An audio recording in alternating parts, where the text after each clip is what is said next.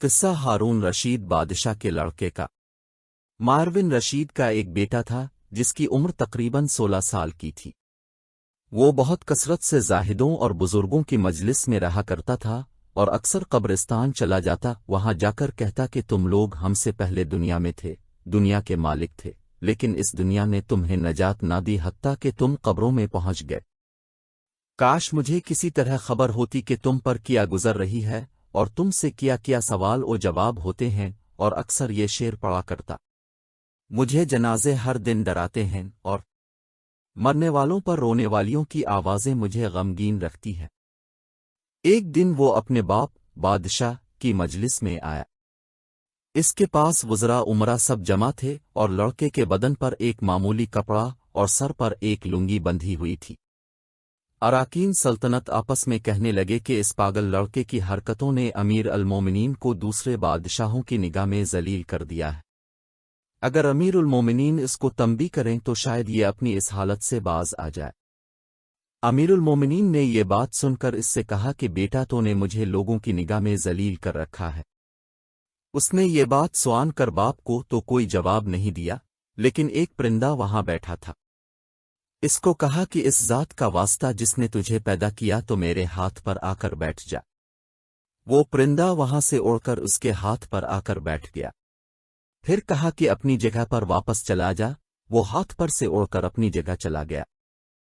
اس کے بعد اس نے عرض کیا کہ ابا جان، اصل میں اب دنیا سے جو محبت کر رہے ہیں اس نے مجھے رسوا کر رکھا ہے۔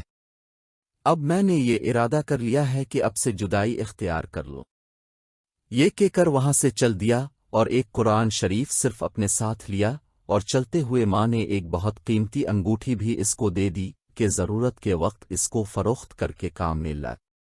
وہ یہاں سے چل کر بصرہ پہنچ گیا اور مزدوروں میں کام کرنے لگا۔ ہفتہ میں صرف ایک دن شنبہ کو مزدوری کرتا اور 8 دن تک وہ مزدوری کے پیسے خرچ کرتا، اور 8ویں دن پھر شنبہ کو مزدوری کر لیتا اور 1 درم اور 1 وانک یعنی درم کا 6واں حصہ مزدوری لیتا۔ اس سے کم از زیادہ نہ لیتا۔ 1 وانک روزانہ خرچ کرتا۔ ابو عامر بصری رحمۃ علیہ کہتے ہیں کہ میری ایک دیوار گر گئی، میں اس کو بنوانے کے لیے کسی معمار کی تلاش میں نکلا، کسی نے بتایا ہوگا کہ یہ شخص بھی تعمیر کا کام کرتا ہے۔ میں نے دیکھا کہ نہایت خوبصورت لڑکا بیٹھا ہے، ایک زنبیل پاس رکھی ہے اور قرآن شریف دیکھ کر پڑھ رہا ہے۔ میں نے اس سے پوچھا کہ لڑکے مزدوری کرو گے؟ کہنے لگا کیوں نہیں کریں گے، مزدوری کے لیے تو پیدا ہوئے ہیں۔ اب بتائیں کیا خدمت لینی ہے؟ میں نے کہا گارے مٹی تعمیر کا کام لینا ہے۔ اس نے کہا کہ میری 1 درم اور 1 وانک مزدوری ہوگی، اور نماز کے اوقات میں کام نہیں کروں گا، مجھے نماز کے لیے جانا ہوگا۔ میں نے اس کی دونوں شرطیں منظور کر لیں اور اس کو لا کر کام پر لگا دیا۔ مغرب کے وقت جب میں نے دیکھا تو اس نے 10 آدمیوں کی بقدر کام کیا۔ میں نے اس کو مزدوری میں 2 درم دیے۔ اس نے شرط سے زائد لینے سے انکار کر دیا اور 1 درم اور 1 وانک لے کر چلا گیا۔ دوسرے دن میں پھر اس کی تلاش میں نکلا، وہ مجھے کہیں نہ ملا۔ میں نے لوگوں سے تحقیق کی کہ ایسی صورت کا ایک لڑکا مزدوری کیا کرتا ہے، کسی کو معلوم ہے کہ وہ کہاں ملے گا؟ لوگوں نے بتایا کہ وہ صرف شنبہ ہی کے دن مزدوری کرتا ہے، اس سے پہلے تمہیں کہیں نہیں ملے گا۔ مجھے اس کے کام کو دیکھ کر ایسی رغبت ہوئی کہ میں نے 8 دن تک اپنی تعمیر بند کر دی اور شنبہ کے دن اس کی تلاش میں نکلا۔ وہ اسی طرح بیٹھا قرآن شریف پڑھتے ہوا ملا۔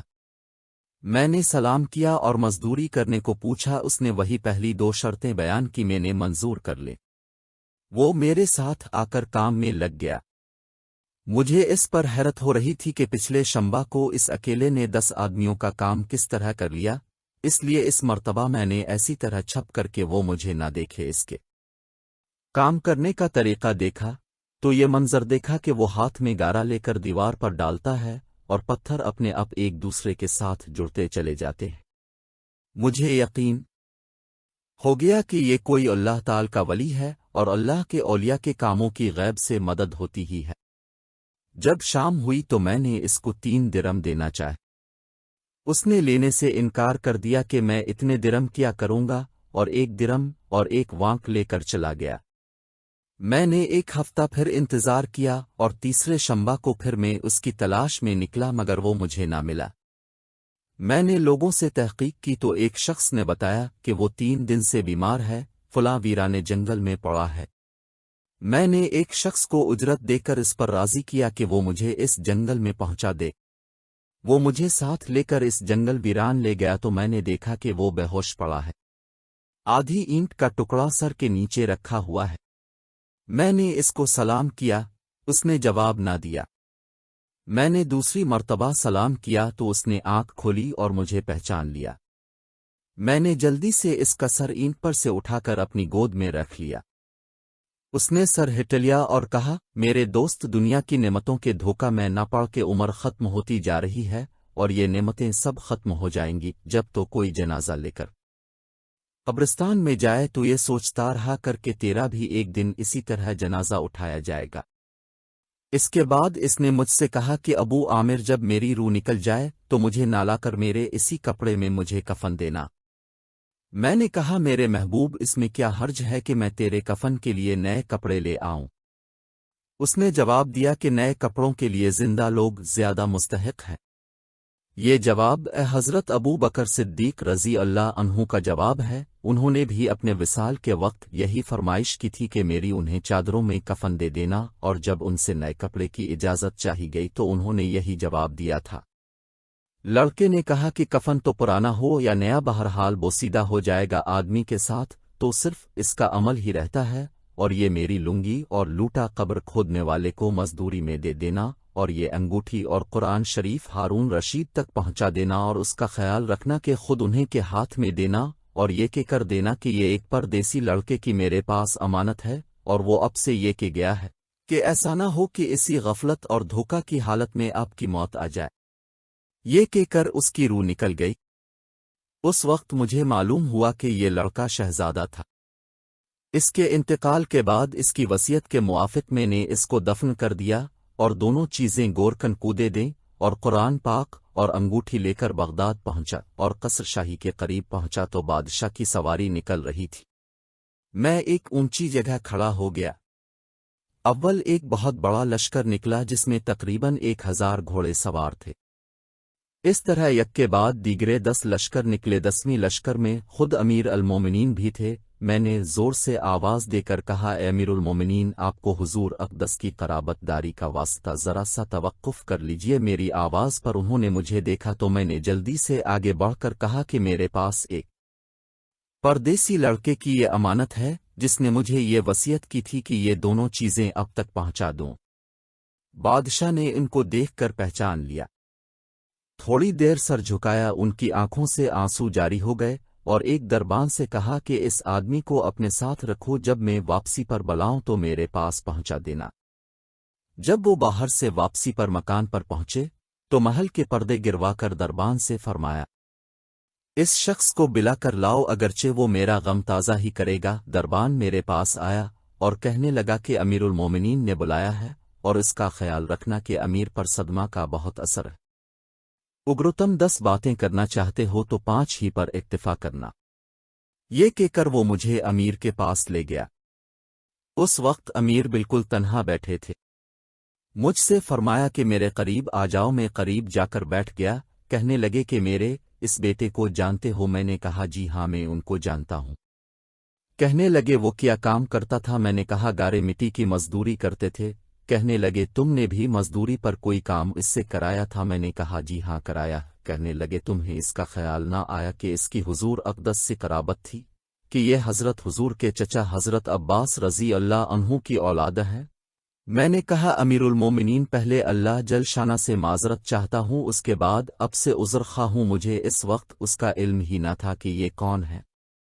مجھے ان کے انتقال کے وقت ان کا حال معلوم ہوا۔ کہنے لگے، تم نے اپنے ہاتھ سے اس کو غسل دیا؟ میں نے کہا کہ جی ہاں۔ کہنے لگے، اپنا ہاتھ لا۔ میرا ہاتھ لے کر اپنے سینے پر رکھ دیا، اور چند شعر پڑے جن کا ترجمہ یہ ہے، اے وہ مسافر جس پر میرا دل پگھل رہا ہے اور میری آنکھیں اس پر آنسو بہا رہی ہیں، اے وہ شخص جس کا مکان قبر داور ہے لیکن اس کا غم میرے قریب ہے۔ بے شک موت ہر اچھے سے اچھے عیش کو مقدر کر دیتی ہے۔ وہ مسافر ایک چاند کا ٹکڑا تھا، یعنی اس کا چہرہ جو خالص چاندی کی ٹہنی پر تھا، یعنی اس کے بدن پر، پس چاند کا ٹکڑا بھی قبر میں پہنچ گیا اور چاندی کی ٹہنی بھی قبر میں پہنچ گئے۔ اس کے بعد ہارون رشید نے بصرہ اس کی قبر پر جانے کا ارادہ کیا۔ ابو عامر رحمۃ اللہ علیہ ساتھ تھے۔ اس کی قبر پر پہنچ کر ہارون رشید نے چند شعر پڑھے جن کا ترجمہ یہ ہے کہ وہ مسافر جو اپنے سفر سے کبھی بھی نہ لوٹے گا۔ موت نے کم عمری کے ہی زمانہ میں اس کو جلدی سے اچک لیا ہے۔ میری آنکھوں کی ٹھنڈک تو میرے لیے انس اور دل کا چین تھا، لمبی راتوں میں بھی اور مختصر راتوں میں بھی تو نے موت کا وہ پیالہ کیا ہے جس کو ان قریب تیرا بوڑھا باپ بڑھاپے کی حالت میں پیے گا، بلکہ دنیا کا ہر آدمی اس کو پیے گا، چاہے وہ جنگل کا رہنے والا ہو یا شہر کا رہنے والا۔ پس سب تعریفیں اسی اللہ کے لیے ہیں جس کی لکھی ہوئی تقدیر کے یہ کرشمے ہے۔ ابو عامر رحمت اللہ علیہ کہتے ہیں کہ اس کے بعد جو رات آئی تو میں اپنے وظائف پورے کر کے لیٹا ہی تھا کہ میں نے خواب میں ایک نور کا قبہ دیکھا جس کے اوپر نور ہی نور پھیل رہا۔